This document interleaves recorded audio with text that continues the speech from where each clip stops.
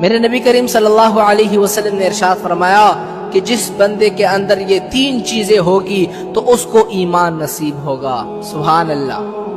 آپ میں سے ہر بندہ چاہتا ہے کہ میں مومن بن جاؤں، میں ایمان والا بن جاؤں، لیکن ایمان والا بننا کیسے ہے؟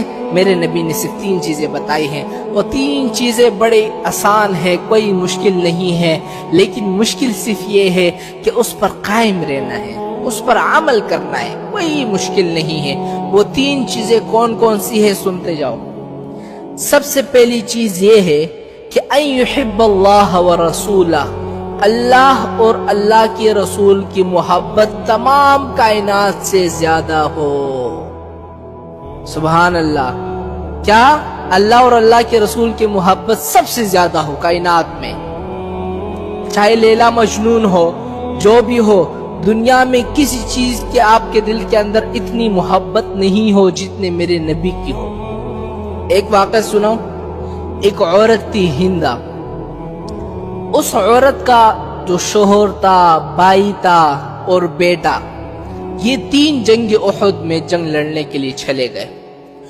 اب یہ عورت جو ہے یہ مدینہ پاک سے نکلی اور جنگ احد کی طرف بڑھ گئی، تو راستے میں اس کو خبر ملی کہ آپ کا خاوند شہید ہو گیا ہے۔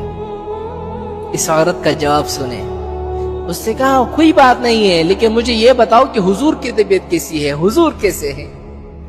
تھوڑی آگے چلی، پھر خبر ملی کہ تیرا بھائی بھی شہید ہو گیا ہے۔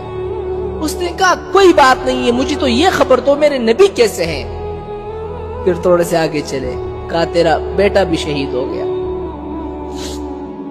کہا کوئی بات نہیں ہے، مجھے یہ بتاؤ میرے نبی کی طبیعت کیسی ہے؟ یہ ہوتی ہے محبت، صرف زبانی کلامی نہیں کہ جی ہم عاشق رسول ہیں، ربیع الاول کا مہینہ آئے گا، جلوسیں نکالیں گے، 1 مہینے میں صرف ہم محبت کا اظہار کریں گے، باقی 11 جو مہینے ہیں ان کے اندر ہم اپنے گھروں میں بیٹھے ہوں گے۔ یہ محبت نہیں ہے۔ تو میرے نبی نے کیا فرمایا؟ سب سے پہلی چیز یہ ہے کہ ان یحب اللہ ورسولہ، اللہ اور اللہ کے رسول کی محبت تمام کائنات سے زیادہ ہو۔